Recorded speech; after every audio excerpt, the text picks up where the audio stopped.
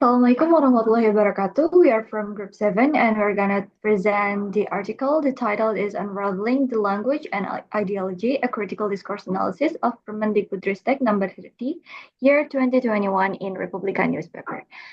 Written by Rina Rosdiana, Sandi Budiana, and Tri Mahajani from Universitas Pakuan Bogor, Indonesia.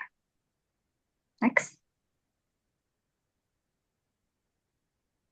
Okay, so this article is analyzing the ideological structure of news, article or opinions, editorial text, and the main reports from Republika related to Permendikbudristek number 30, 2021.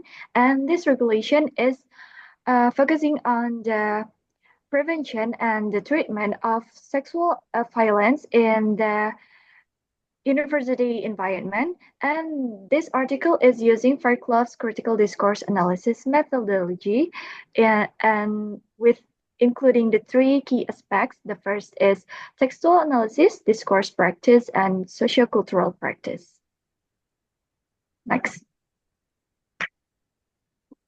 Fairclough's models focuses on three-dimensional framework, which are text analysis that are examine linguistic features like vocabulary, grammar, modality, discourse practice, which are focuses on how texts are produced, distributed, and consumed, and sociocultural practice that investigates the broader social and cultural context. These models reflects language and shape social practice, power relation, and cultural norms. It also analyzes how language structures, for example, word choice or sentence constructions, convey ideologies and power dynamics. Next, intertextuality examine how text reference and interact with each other, reflecting broader in the ideological conflicts. And last is ideological work, which are discourse influence how reality is represented and perceived, performing ideological work. Next. Next one is step-by-step data analysis process. The first one is data collection. Study collected data through textual analysis of 13 articles from Republika newspaper, published between November 5th and November 12th, 2021. The analyzed text included 5 news articles, 4 main reports, 1 expert opinion articles, 2 editorials, and 1 article supporting the regulation. Contextual analysis.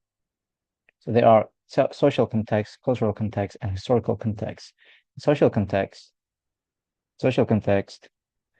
the regulation aimed to prevent and address sexual violence in higher education. However, critics argue that it did not align with Islamic teachings, particularly regarding sexual consent.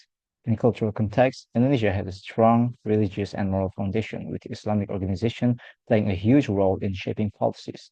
The discourse reflects concerns over Western influences in Indonesia education. In historical context, there are debates over moral and religious values in education. Republika historically upholds Islamic perspectives, and its opposition to the regulation aligns with previous ideological positions in similar policy debates. Okay, the third one, discourse analysis. The discourse analysis using Fairclough CDA framework examines how Republika constructs its critique of Permendikbudristek number 30 of 2021. Textual analysis reveals a focus on epistemic modality and terms like Permendikbudristek and violence, emphasizing the regulation flaws. And then the discourse practice highlight intertextuality, with the newspaper drawing on Islamic teachings, Pancasila, and the 1945 Constitution to strengthen its argument, while its agenda setting amplifies opposition voices. And then in social cultural practice, uncover power relation and ideological struggles, reflecting tensions between progressive policies and conservative values. And the fourth is ideological analysis. The ideological analysis revealed that Republika construct its discourse around Islamic values and national identity, positioning itself as a defender of religious and cultural norms. The fifth one is interpretation of findings. The findings suggest that Republika used its discourse to construct and reinforce an ideological narrative that aligns with its Islamic perspective. The newspaper framing of Permendikbudristek number 30 is as a threat to religious and cultural values, served to mobilize opposition to the regulation and influence governmental attitudes. The study examines how Republika construct its discourse on Permendikbudristek number 30, 2021, a regulation on preventing and addressing sexual violence in higher education. Using Fairclough's critical discourse analysis, it analyzes textual, discourse, and social cultural aspects. It examines three key dimensions: text analysis, discourse practice, and social cultural practice. Intertextuality and modality are used to critique the regulation as Western influence. It finds Republika frames the regulation as conflicting with Islamic and national values, using negative framing, intertextuality with religious and state principles, and a gender setting to amplify opposition. Mexico choices reinforce the regulation as a cultural threat, shaping public perception and policy debates. The headlines emphasize criticism with 92% framing the regulation negatively. The controversy centers on the victim consent clause, with Republika playing a key role in mobilizing opposition. Language choices highlights an ideological struggle, reinforcing the regulation as a cultural threat and shaping public perception. Okay, and for the last is question.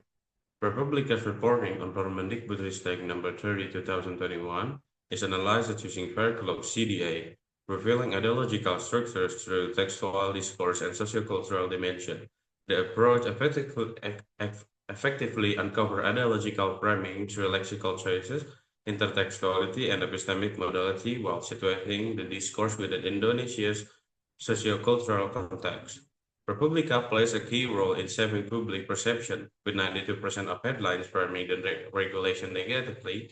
However, the studies focus on a single media outlet limits comparative insight, and its interpretive nature may introduce subjectivity.